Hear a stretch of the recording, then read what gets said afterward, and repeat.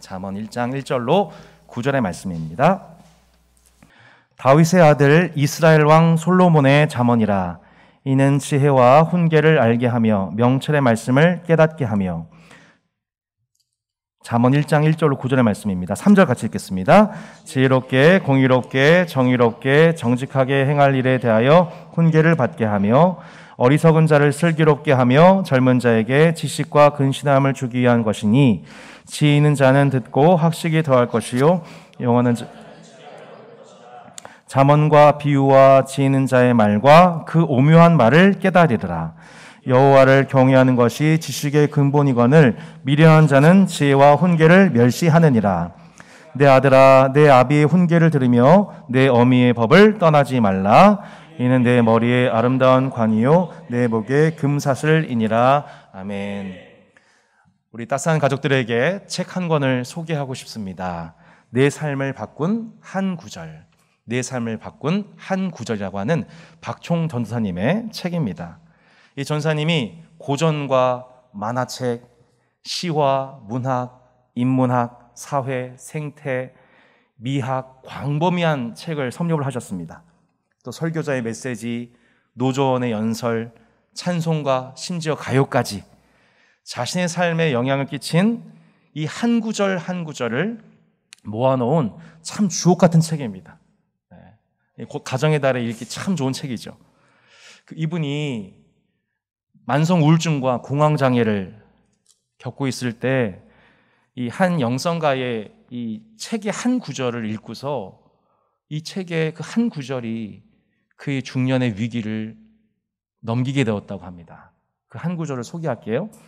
내가 나의 마음에 드는 길, 내가 너를 사랑하기 원하는 길은 너의 모든 결점과 결함을 가지고 지금 있는 그대로 있는 거란다.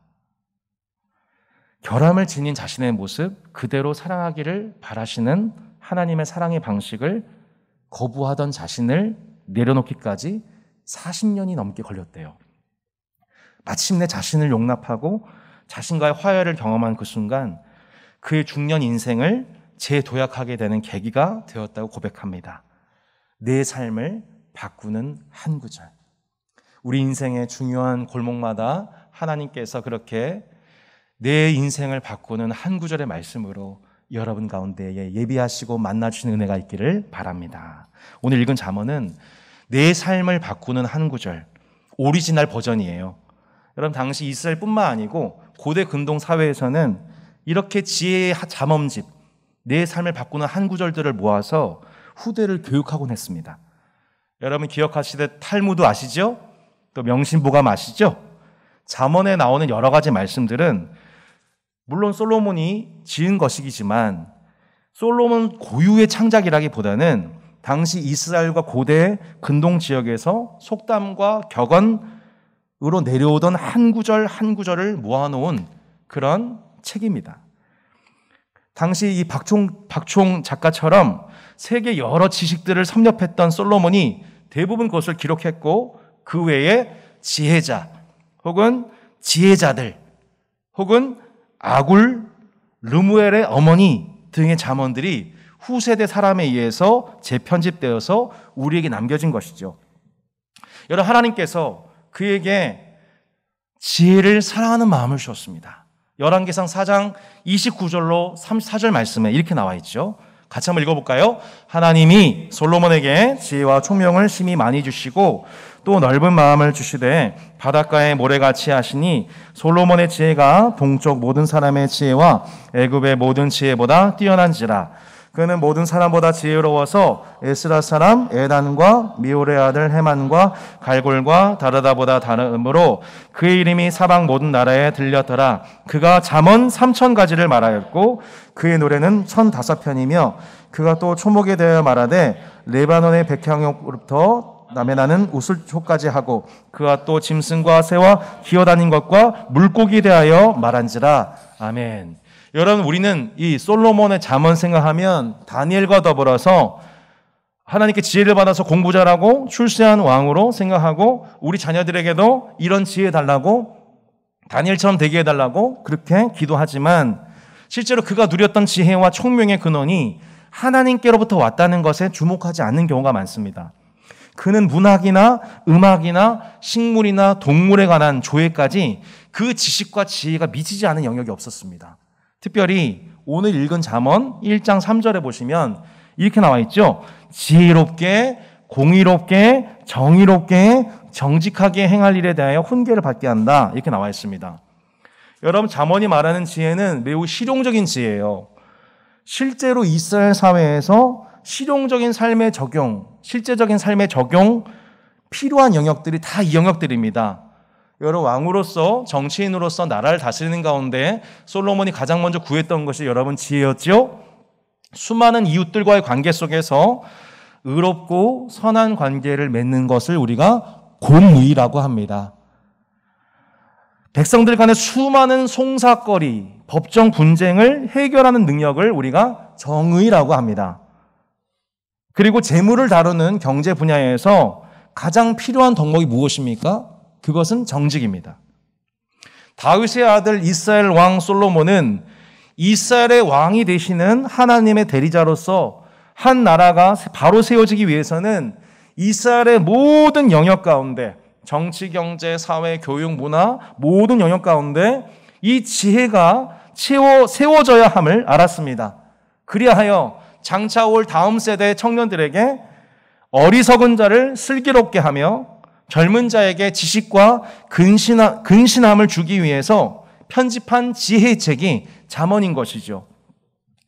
6절에 나와 있듯이 6절에 이렇게 나와 있죠. 잠언과 비유와 지혜 있는 자의 말과 그 오묘한 말을 깨달으리라. 이것이 잠언 31장의 요약입니다. 여러분, 잠언은 스토리가 없어요. 단편적인 구절들의 모음이기 때문에 설교자 입장에서 설교하기 진짜 어렵습니다. 예, 여러분 믿어주십시오. 오늘은 잠언 1장부터 9장 말씀, 우리가 매일 성경을 지금 묵상하고 있는 잠언의 한 단락을 통해서 현재 잠언 말씀을 통해서 우리 시대에게 주시는, 우리 따산교회에게 주시는 말씀이 무엇인가를 우리가 발견할 수 있는 은혜가 있기를 소망합니다. 8절 말씀 한번 읽어볼까요? 내 아들아, 내 아비의 훈계를 들으며 내 어미의 법을 떠나지 말라. 이렇게 나와 있습니다. 잠언 1장을 시작했던 표제가 다윗의 아들 이스라엘의 왕 솔로몬의 잠언, 이렇게 나와 있죠. 여러분, 이스라엘의 교육은 아버지와 아들의 관계, 부모와 자녀와의 관계 속에서 흘려보내는 그것입니다.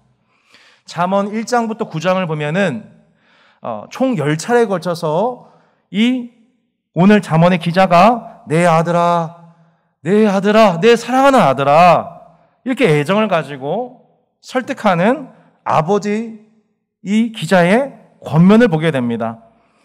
아비의 훈계, 어미의 법. 이스라엘의 자녀 교육은 가정을 통한 지혜 교육이었다는 거예요. 하지만 이러한 지혜 교육 기관은 실제로 가정에만 국한된 것은 아니었습니다. 당시 이스라엘 사회에서 매우 중요한 교육 기관은 지혜 학교라는 학교가 있었습니다. 이 지혜 학교에서는 고대 근동을 비롯한 이스라엘에서 이 잠언과 같은 말씀을 통하여서 다음 세대 후세대들에게 어떻게 하면 지혜롭게, 공평하게, 정직하게, 공의롭게 하나님의 일을 행할 수 있을지에 대해서 예비 서기관 후보를 비롯한 이스라엘의 교육층에 해당되는 우리 청년들을 대상으로 교육을 했던 것이죠. 이 가정과 지혜학교, 그리고 성전과 회당에서의 가르침 등을 통해 이스라엘 자녀들은 잠언과 비유와 지혜 있는 자의 말과 오묘한 말을 배우면서 학식이 더해졌던 것입니다. 여러분, 한국 사회를 살아가는 크리스찬 성도들로서 결국 우리가 고민하는 바가 무엇이냐면 결국 내 자녀를 혹은 내 자녀의 자녀를 다음 세대들을 하나님의 백성답게 어떻게 양육할 것인가, 이것이 우리가 고민한 담론입니다. 자녀들에게 주어지는 삶 자체에 실상 현장 속에 답이 있는 경우가 많아요. 여러분, 우리 자녀들이 대부분의 시간을 어디서 보내죠? 여러분, 어디서 보냅니까? 학교. 예, 또요? 예. 풀스방? 예. PC방? 네. 학교와 공교육과 또한 가정교육과 사교육, 대부분 그렇습니다. 제가요, 이 말씀을 묵상하면서 개인적인 얘기를 좀 해야겠습니다. 이 주제에 대해서 생각하고 이렇게 묵상할수록 제 옛날이 떠올랐어요. 제가 어떤 한 주제에 대해서 사고하고 관련한 자료를 모으고 글을 쓰고 논쟁하는 그 지혜의 영역을 제가 어디서 배운지 여러분 아십니까? 당연히 모르시죠. 예, 제가 어디서 배웠냐면 중고등학교 청소년 시절 논술학원에서 배웠습니다. 논술학원에서. 네. 여러분, 제가 교회를 다니지 않았던 사람입니다. 근데 유치원, 초등학교, 중학교, 고등학교 때 제 자신에게 가장 인격적으로 큰 감화를 끼쳤던 분들이 놀랍게도 다 교회를 다닌 분들이었어요. 그분들은 한 번도 저를 데려놓고 야, 교회 가자 진원아, 그렇게 전도한 적이 한 번도 없어요, 제 기억에. 근데 놀랍게도 저분들이 크리스찬인 것이 기억이 나고 그분들이 저를 위해서 기도해줬던 기억이 나요. 그리고 다른 선생님들에 비해서 특별한 사랑으로 저한테 애정을 쏟았다는 것이 지금도 가슴에 흔적이 남아있어요. 그래서 제가 처음 우리 개청 예배할 때 유치원 때 저를 위해서 기도해 주셨던 그 선생님, 강 선생님이 직접 현장에 오시지 않았습니까? 30여 년 만에 그 예수 믿지 않던 진원이가 30여 년 만에 담임 목사, 특별히 개척하는 교회 목사가 되어가지고 설교하는 장면을, 찬양 인도하는 모습을 보셨습니다. 얼마나 감격하신지 모릅니다. 저는 그렇게 신앙적인 감화는 공교육에서 받았고, 희한하죠? 신앙적인 감화는 공교육에서 받았고, 지혜의 교육은 어디서 받았냐면 사교육에서 배웠습니다. 이게 사람마다 다 달라요. 어떤 사람들은 교회 환경이 가정 교육을 다시는 분들도 계십니다. 그리고 가정이 교회 교육을 대신했던 분도 계십니다. 제가 이 얘기를 굳이 꺼낸 이유가 뭐냐면 우리 자녀들 또한 공교육과 사교육, 가정교육의 영역 안에서 살아가고 있어요. 근데 이 모든 영역 속에서 어떻게 저들이 하나님을 경외한 자로 경외하는 법을 배우게 될지 우리는 하나님의 큰 그림을 아무도 몰라요. 중요한 것은 우리가 원 오브 댐으로서 우리 모두가 그러한 양육적 책임을 지닌 공동체라는 것을 우리가 정확하게 기억하는 것입니다. 여러분, 우리가 지금 주일학교 다음 세대들 교육을 하고 있는데 주일 오전 11시마다 5층 쉬피랜드 어학원에서 우리가 주일학교 예배와 교육을 1시간 동안 진행을 합니다. 정말 이 시간 통해서 아이들이 하나님의 말씀을 제대로 양육받고 많은 은혜와 변화를 체험하고 있습니다. 하지만 그렇다고 해서 그들 전부가 하나님을 경외하는 법을 이 1시간 통하여서 모두 경외하는 법을 터득하는 것이 아닙니다. 그들의 대부분의 시간을 보내고 있는 가정에서, 학교에서, 심지어는 학원에서, 이웃집 부모님과의 만남 속에서도 여러분 하나님을 경외하는 법이 아버지 그들에게 임하기를 하나님께 기도하고 우리가 깨어 있어야 한다는 것입니다. 우리가 바로 그 선생님이고 부모님이고 이웃집 부모님이 될 수 있다는 것이죠. 어제가 어버이날이었습니다. 자녀들이 절기에 맞춰서 어김없이 카드와 쿠폰, 효도 쿠폰을 준비했습니다. 참 감사하게도 지난 어린이날 어린이 주일 예배 끝나자마자 애들이 저희들한테 주일학교에서 만든 거예요. 아빠 쿠폰이에요. 당장 치킨 사주세요. 막 이런 식으로 이렇게 해서 상당히 억울했었습니다. 근데 감사하게도 이번에 이 효도 쿠폰을 주는 바람에 어제 제가 심부름도 시키고 이렇게 자유롭게 자유이용권도 몇 개 얻었습니다. 어떻게 쓸까 묵상 중이에요. 근데 실상 저는 어버이날에 며칠 전에 어버이날 오기 전에 자녀들로부터 큰 선물을 하나 받았습니다. 아내가 어느 날 며칠 전에 이 담임 선생님하고 전화를 면담을 하는 거예요. 선생님이 다 이렇게 통화를 하는데 어머님 하민이가요 어떤 과목은 막 이렇게 잘하고요, 어떤 과목은 좀 못하고요, 막 이렇게 얘기를 해요. 그래서 아내는 막 각 잡고 막 땀 삐질삐질 흘리면서 네 이렇게 듣고 있어요. 저도 옆에서 이렇게 관심 엄청 하면서 되게 궁금했어요. 이 선생님이 근데 어느 순간인가 아내의 얼굴이 화색이 돌면서 갑자기 뻥 터지면서 웃음을 짓는 거예요. 선생님이 한 가지를 칭찬해 줬어요.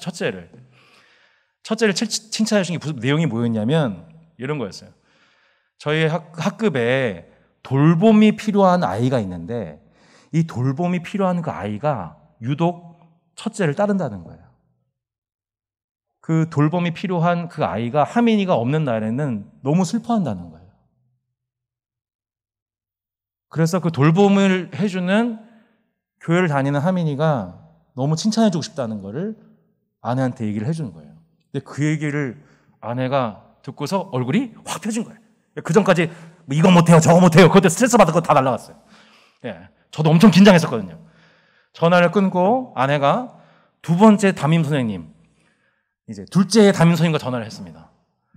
또 둘째 얘기를 하죠. 뭐 이 과목은 저렇고 뭐 저 과목은 이렇고 막 얘기를 해요.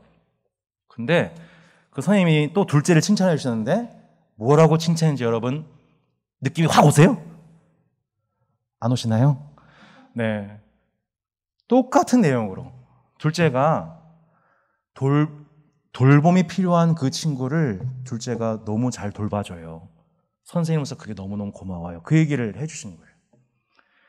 제가 그 얘기를 듣고서 어버이날 앞두고 제 인생에서 가장 큰 축복을 받았습니다. 효도 쿠폰이 필요가 없더라고요. 물론 사용할 거예요. 사용할 건데 악착같이 사용할 거예요. 하지만 저는 그 전에 복을 다 받았어요. 제가 그걸 받고서 어깨가 막 으쓱해졌어요. 그래서 막 어깨가 들어가면서 그러면서 예? 그렇게 말하진 않았지만 역시 우리가 잘 키웠어.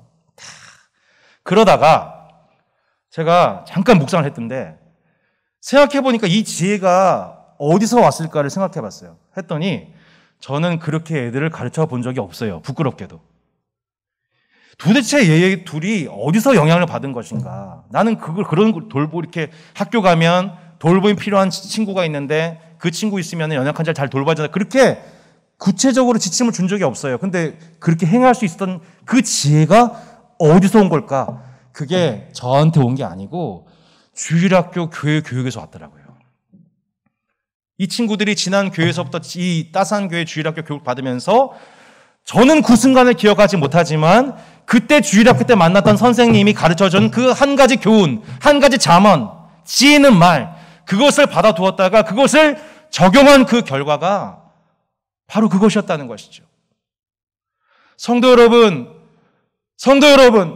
그렇게 잠언으로 지혜 있는 말로써 이 오묘한 말로써 우리 자녀들을 향하여서 그것이 내 자녀이든 주일학교 자녀들이든 혹은 동네에서 만나게 된 여러분의 교육 현장에서 만나게 된 영혼들이든 여러분들을 통해서 그 잠언이 그 영혼을 바꿀 수 있는 인생을 바꾸는 한 굴이 되기를 주 예수 이름으로 축복합니다. 다 기억 못해요, 우리는. 근데 누군가를 만나게 되고 그 만남에 적용을 하게 되는 것이죠. 따스한 교회는 어느덧 유아 포함해서 20명의 다음 세대 자녀들이 한 자리에 모여 있습니다. 원하든 원하지 않든 우리는 이들에 대해서 양육적인 책임이 있어요. 우리가 이 자리에서 함께 하나님을 예배할 수 있는 이유도 첫 번째는 하나님의 은혜이고 우리에게 이러한 잠언과 비유와 지혜 있는 자의 말과 오묘한 말들을 통해서 우리를 훈육해 주셨던 수많은 지혜 있는 자들이 있었기 때문입니다. 성도 여러분, 지난주에 우리가 유아 세식을 통해서 세례 교인으로서 4명의 유아들에 대한 양육적 책임에 대한 선서식을 가졌습니다. 교사이든 아니든 우리의 전인격과 삶을 통해서 복음이 무엇인지 공동체적인 그림 언어를 통해 내가 교사가 아니어도 스쳐 지나가는 말, 눈빛, 몸집을 통해 우리 자녀들을 감화하고 지혜 있는 언어로서 복음을 명확하게 가르칠 수 있는 따스한 교회 되기를 소망합니다. 할렐루야. 잠언 1장 7절 말씀을 함께 읽어보겠습니다. 잠언 1장 7절 말씀입니다. 시작. 여호와를 경외하는 것이 지식의 근본이거늘 미련한 자는 지혜와 훈계를 멸시하느니라. 아멘. 잠언 전체의 메시지를 응축한 것이 잠언 1장 7절이에요. 여호와를 경외하는 것이 지식의 근본이거늘 미련한 자는 지혜와 훈계를 멸시하느니라. 이것은 잠언의 전체 구조 속에서도 발견되는 겁니다. 오늘 잠깐 공부할게요. 잠언 1장 7절이 여호와를 경외하는 도를 얘기합니다. 그리고 잠언 맨 마지막 잠언 31장에 누가 등장해요? 현숙한 여인 등장해요. 여호와를 경외하는 여자를 둔 자는 복이 있도다. 이렇게 여호와를 경외한 것, 여호와를 경외한 자, 이게 인크루지오, 대꾸를 이룹니다. 또한 우리가 지금 오늘 살펴보려고 하는 잠언 1장부터 9장의 내용도 주제적으로 또 다른 인클루지오, 대꾸를 이루고 있습니다. 네. PPT 표 나오나요? 네. 보이시죠? 하나도 안 보이시죠? 네. 이거 나중에 카톡으로 보여드릴게요. 이런 구조를 이루고 있다는 것만 설명드릴게요. 이 1장부터 9장의 내용이 그냥 쓰여진 것이 아니라 히브리어 문학은 아주 집착해요. 대꾸를 이루는 것, 문학적 대꾸를 이루는 것에 아주 집착해서 그 문학적 구조를 이룹니다.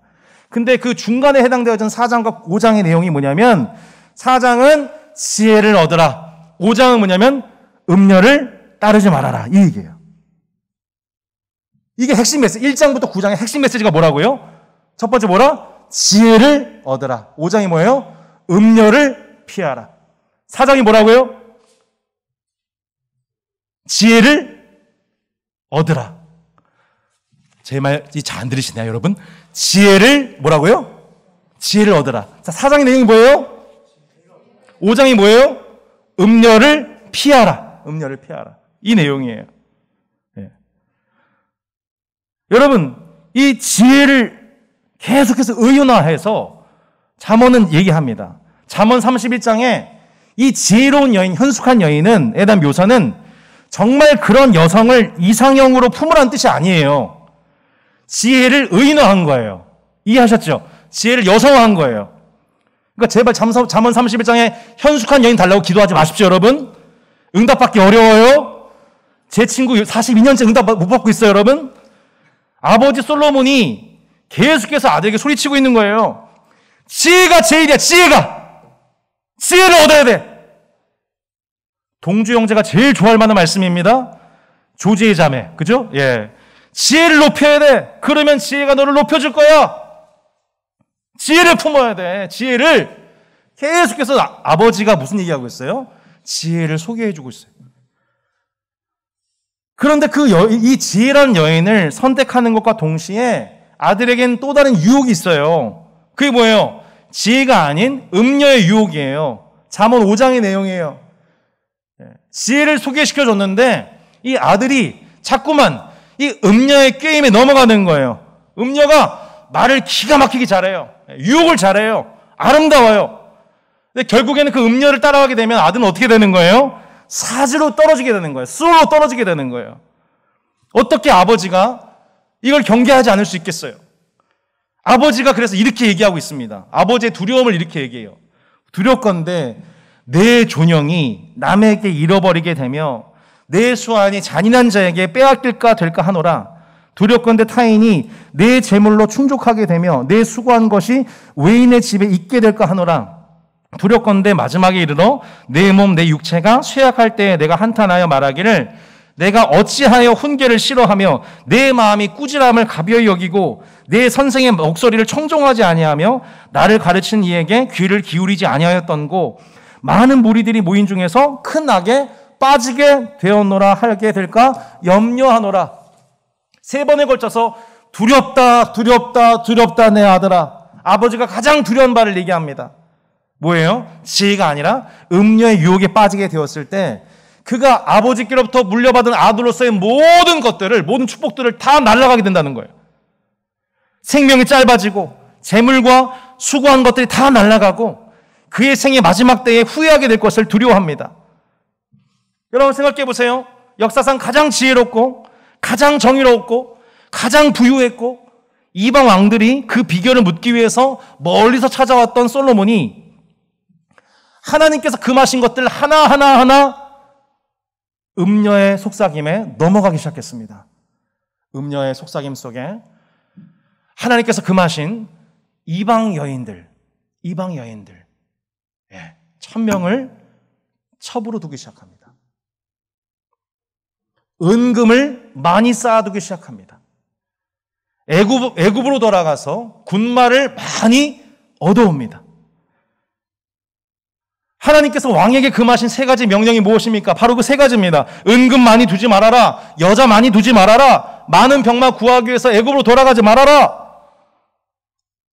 하나님, 이 왕의 율법, 이것이 하나님 주신 지혜였는데 지혜를 버리고 그의 마음은 음녀에게로 향합니다. 솔로몬이 여호와를 경외함으로 하나님이 주신 지혜도 있었고 부귀도 있었고 명성도 얻었고 권세들이 하늘 끝까지 나왔는데 이 모든 것들이 지혜를 버리고 음녀를 택한 그 순간 하나님이 지혜를 구했던 솔로몬에게 더불어 주셨던 모든 것들과 더불어서 조금씩 금이 가기 시작합니다. 솔로몬에 연이어서 역대 왕들이 거의 대부분 지혜의 길이 아닌, 지혜를 얻는 길이 아닌 5장의 음녀의 길을 택합니다. 그리고 왕들 곁에 하나님이 그 왕을 경계하게 위해 세우신 지혜자들과 선지자들을, 그들 통해서 주신 훈계를, 꾸지람을 가볍게 여기기 시작하고 오히려 자신을 반대하는 저들을 박해하고 죽이기 시작합니다. 그것이 역대기의 이스라엘 왕들의 얘기죠. 여러분, 춘천 닭갈비나, 안 가보신 표정인데, 닭갈비집이나 우리 신당도 떡볶이집 가면 어때요? 그 골목 가면 우리가 진짜예요, 일로 들어와 하면서 호객행위 하죠. 이 집 저 집에서 막 소리를 쳐요. 그럼 막 정신이 하나도 없어요. 정신이 하나도 없어요. 이 집도 다 진짜인 것 같고 저쪽도 다 진짜인 것 같아요. 마찬가지예요. 우리가 살아가는 일상이 그렇게 정신이 없어요. 그렇게 정신이 없어요. 하나도 없어요. 우리는 얼마나 많은 정보와 세상의 유혹 속에 노출되어 살아가는지 모릅니다. 이 광고 보면 이거 사야 될 것 같고 저거 보면 저거 따라가야 될 것 같고 정신이 하나도 없는 가운데 우리 일상을 살아가고 있습니다. 근데 그 수많은 외침 속에서 은혜의 호객행위를 하고 있는 사람이 있는데 그게 누구라는 거예요? 지혜라는 거지. 지혜가 여러분의 이름을 부르면서 높은 곳에서 여러분 간절히 부르면서 너희는 나를 구해야 돼. 너희는 나를 구해야 돼. 내가 너를 도와줄 거야. 내가 너를 보호해 줄 거야. 나를 통해서 하나님 너를 축복하실 거야. 라고 여러분을 향해서 은혜의 호객행위를 하고 있는 그 지혜의 목소리를 들으라는 거예요. 근데 동시에 그 지혜의 음성을 듣지 못하도록 여러분을 향해서 막 소리치고 호객행위하고 있는 또 다른 존재가 있다는 거예요. 그게 뭐예요? 음녀라는 거예요. 나를 누리라고, 나를 즐거워하라고. 특별히 가정과 부부, 하나님께서 창조하신 사랑과 생명과 성의 질서, 생명이 또 다른 생명을 낳고 사랑을 통해서 생명이 창조되어지는 이 하나님 부여하신 이 독특한 하나님의 창조 질서, 이 질서를 깨뜨리기 위한 음녀의 활동은 지금도 전방위적으로 이루어지고 있습니다. 우리 중에서 결혼을 했든지 안 했든지 이 문제에서 자유로울 수 있는 사람은 아무도 없습니다. 나는 유혹받지 않습니다. 나는 잠언 5장에 이 음녀의 길에서 음녀의 소리가 내겐 들리지 않아요.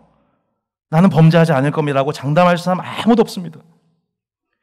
그 음녀는 성 문제이든 돈 문제이든 명예냐 권력이든 우리가 하나님을 경외함으로 받아 누리는 지혜가 아닌 세상을 사랑함으로 누리는 쾌락과 이득의 노예가 되는 것은 마치 물고기가 배가 고파 미끼를 무는 순간과도 같다는 거예요.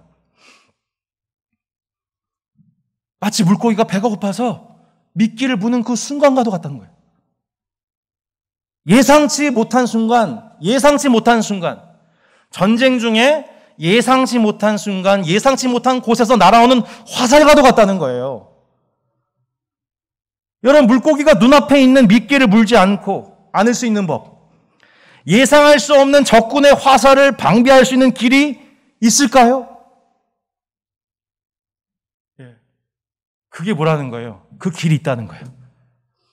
물고기가 배가 고픈 상황에서도 미끼를 물지 않고 적군과의 대치 상황 속에서 예상치 못한 그 적의 화살을 방비할 수 있는 길이 놀랍게도 있다. 그 길이 뭐예요? 지혜의 길이다. 여러분, 그 지혜가 있기를 축복합니다. 세상의 지혜로는 안 돼요. 여러분 머리로는 안 돼요. 여러분 이것을 인정하세요. 내 명철로 안 되는 거예요. 내 명철을 의지하지 말라. 너는 범사의 그를 인정하라. 너는 마음을 다하여 여호와를 신뢰하고 내 명철을 의지하지 말라. 내 명철을 사용하지 말라는 뜻이 아니에요. 내 명철에 한계가 있다는 것을 인정하라는 거예요. 여러분 동의하십니까?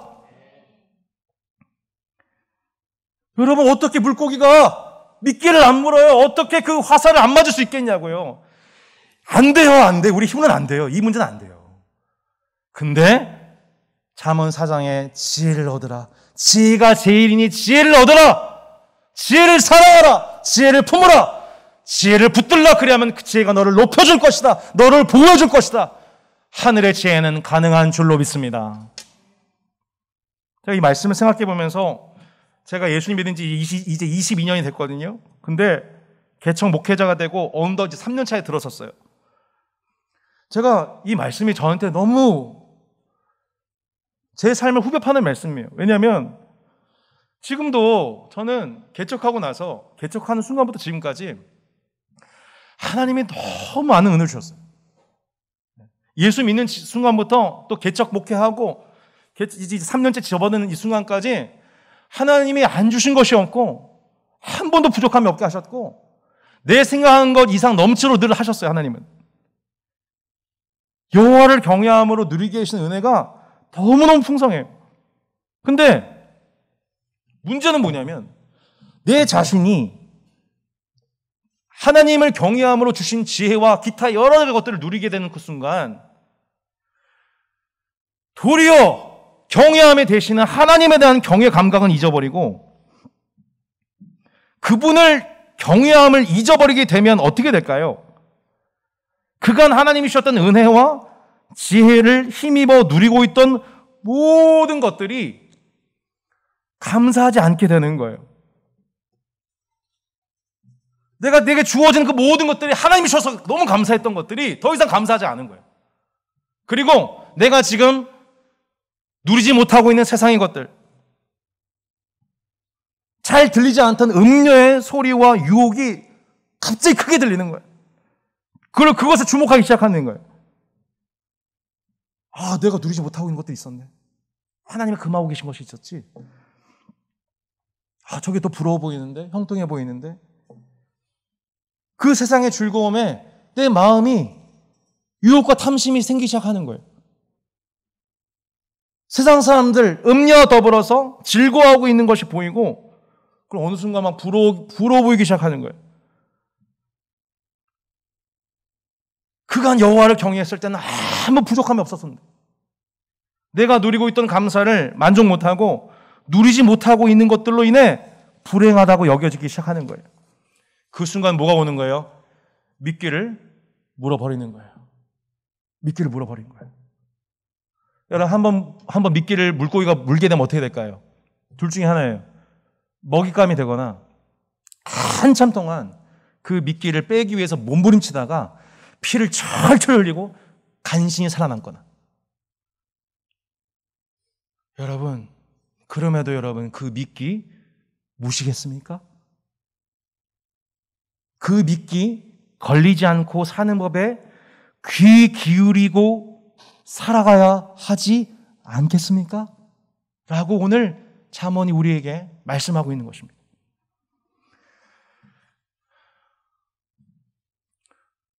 개척 3년 차인 제게 있어서 가장 큰 걱정은 정말 미안하게도 제 자녀들이 아닙니다. 정말 죄송한 표현입니다. 따스한 교회 성도들 큰 걱정 안 합니다. 어떻게 이거 충격 받으셨나요? 예. 충격 되세요, 여러분? 예. 좀 조금만 되시면 좋겠는데. 예. 좀 충격 받길 바랬는데 하나도 이렇게 보고 계셔서. 무슨 표정 갖고 계신지 하나도 모르겠어요. 예. 예. 예. 마스크 다 벗기고 싶지만 건강상 그럴 수는 없고. 정말 제일 걱정되는 사람은 저입니다. 저예요. 제가 제일 걱정돼요. 풍삼기 이번 2기 시작하면서 훈련생 분들하고도 이 마음 나눴습니다. 제가 오늘 말씀을 일주일 동안 준비하면서 내 평생 소원은 딱 하나밖에 없다는 걸 알게 됐어요. 내 평생 소원은 이거밖에 없다. 여호와 경외하는 마음. 내 생명 다할 때까지, 내 육체의 생명 다할 때까지 그거 하나만 지키면 된다. 목회자이기 전에 신자로서 평생 주님 한 분 사랑하며 살아가는 것. 솔로몬이 왕으로 처음 부임했을 때 하나님께 지혜를 구했던 그 첫 마음 그대로 하나님 앞에 바들바들 떨면서 하나님 지혜를 주세요. 하나님 지혜가 없으면 이 나라를 다스릴 수 없어요. 하나님 내 평생 은혜로 함께 해주세요. 주님 없으면 나 아무것도 아니에요. 바들바들 떨면서 하나님 은혜를 구했던, 바들바들 떨면서 하나님의 지혜를 목 놓아 기도했던 그 마음, 그 첫 마음, 은혜와 지혜를 동량하는 거지의 그 마음으로 여러분 한평생 제 자신과 여러분이 하나님의 은혜를 갈구할 수 있는 여호와 경외자 되시기를 축복합니다. 무릇 지킬 만한 것 중에 더욱 내 마음을 지키라. 생명의 근원이 이에서 나매니라. 여호와를 경외하며 악을 떠날지어다. 여러분, 여호와를 경외한다는 게 무슨 뜻이에요? 어렵지 않아요. 하나님 눈치 보고 사는 거예요. 아무도 안 계신, 아무도 없는 것 같은 그 자리에 아니야, 내가 하나님 앞에서 어떻게 득죄해 고백했던 요셉처럼 아무도 보지 않고 있는 게 아니고 하나님이 나만 보고 계셔. 하나님 나 지금 보고 계셔. 하나님 눈치 보면서 내게 닥쳐진 그 유혹의 순간, 미끼의 순간을 물지 않고 화살을 피해가고 성도로서의 거룩을 지켜가는 것이 내 인생에 주어진 최고의 축복이고 자랑이고 면류관이고 하나님께 영광 드릴 찬송임을 기억하는 것입니다. 소유도 재산도 명예도 사람도 다 중요하죠. 하지만 내 마음 무너지면 끝입니다. 내 마음 무너지면 끝이에요. 여호와를 경외하는 마음이 내 안에 식으면 신자로서의 생명에 엄청난 위기 사인이 온 겁니다. 우리의 생명도 시간도 재능도 끝이에요. 자녀도 가정도 행복도 끝이에요.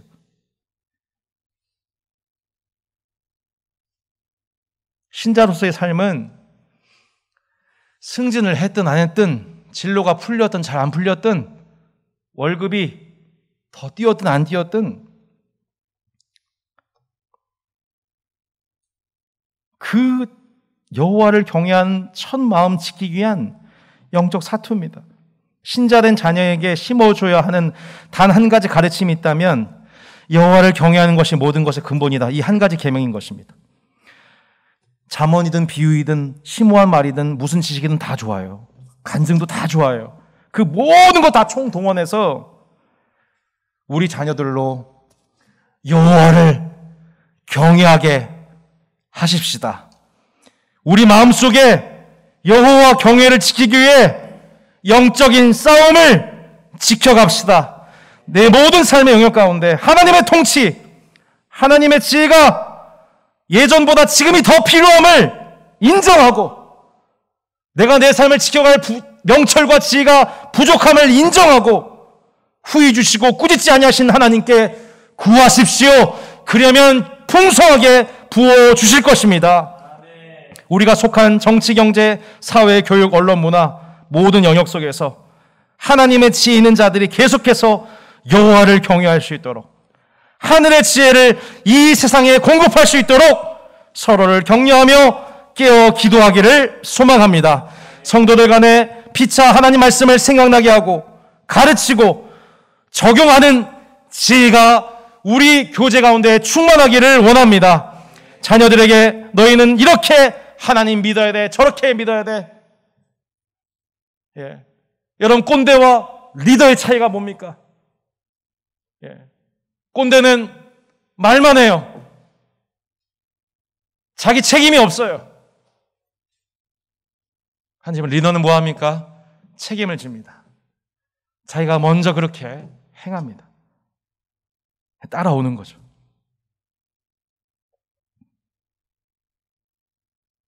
꼰대의 방식으로는 잠언을 가르칠 수 없습니다. 지혜가 자녀들에게 임할 수 없습니다. 여러분, 그들의 리더가 되어 주십시오.